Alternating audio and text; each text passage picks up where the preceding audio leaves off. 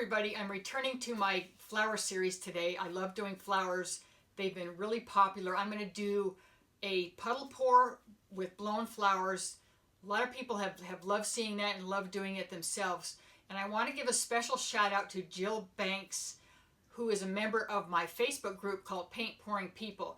She did something that inspired me to do this video today, to demonstrate this flower today. So I wanted to give a shout out to Jill. And if you have not joined my Facebook group, Paint Pouring People, please do so. It's a lot of fun and you can see what everybody's doing.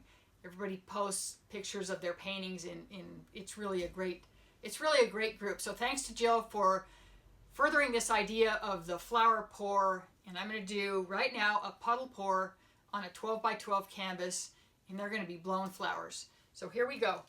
I'm starting with a black background. I'm going to spread it around. I want enough to get coverage, but I don't want it to be too deep.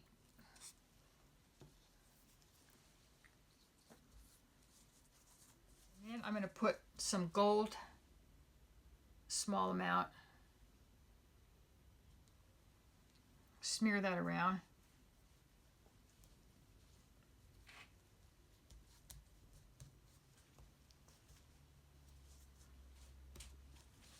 That looks good. Okay, here goes the puddles for flowers. I'm going to start them all with white as the first puddle. These are random spots that I'm using for flowers. They're going to be everywhere. Even in the corner, running off the edge. That's always good. If you start off with white, it helps keep it separate from the background. Now I have some bright colors for flowers. I'll do a series, a few different colors. Here's my favorite bright pink. I'm going to do, let's see, I'll do this one.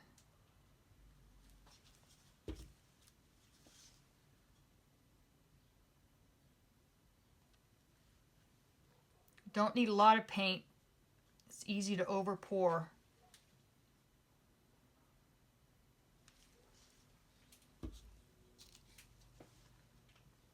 There's some purple. And another one here. We'll add some blue to that.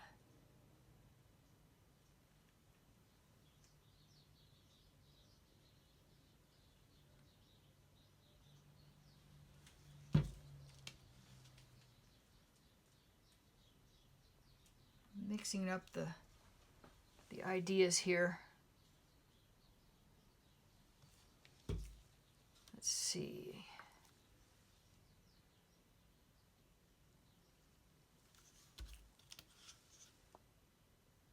I'll go here.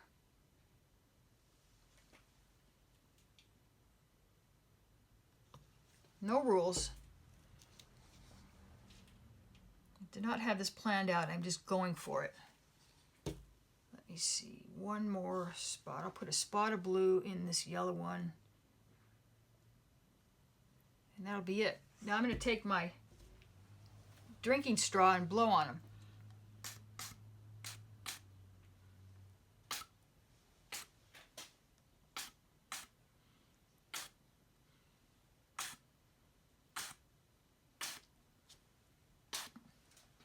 So I just blew in the center to start with, and I'm going to look and I'm going to make some of them go out a little further because they're a little bit too round.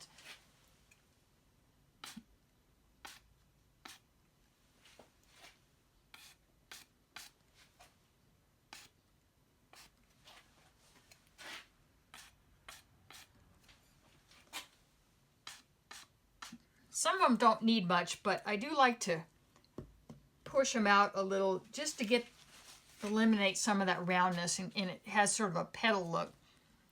But I don't want to ruin what I've done here either.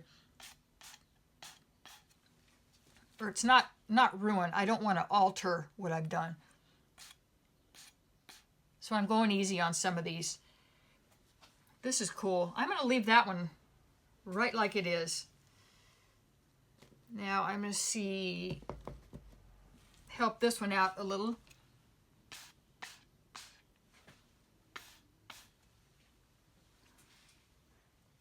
Okay, some of these look really great on their own. They don't need the centers. They have their own centers that were created when I did the original blowing of them out. This one, I'm going to give it a center of some purple.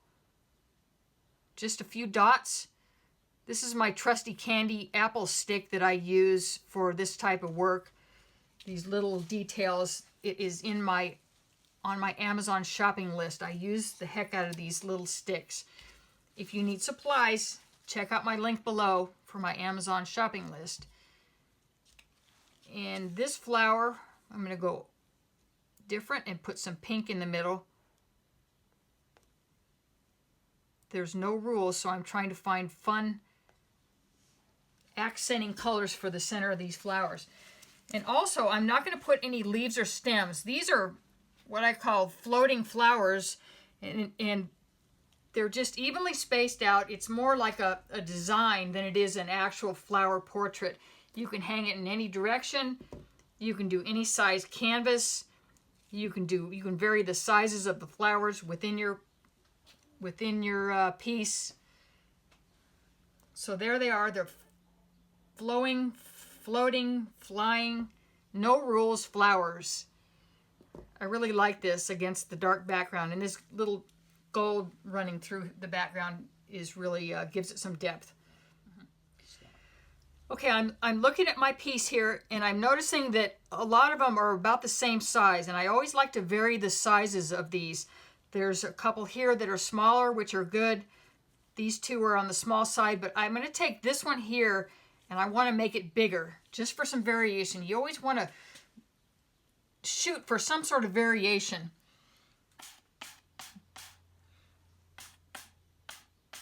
It makes things more interesting.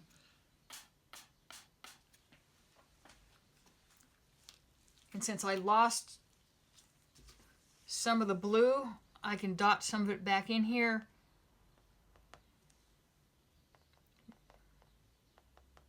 See, this will make this flower different than the others. But it is now bigger.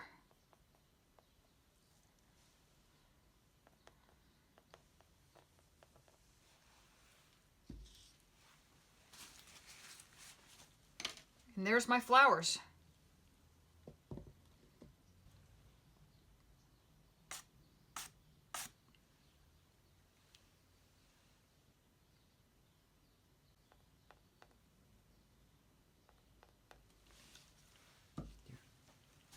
Okay, I'm going to call that good.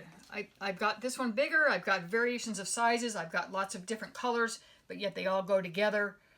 And remember, you can do this any size, any color combination. There's no rules on this one. It can go on and on forever. Hang it in any direction.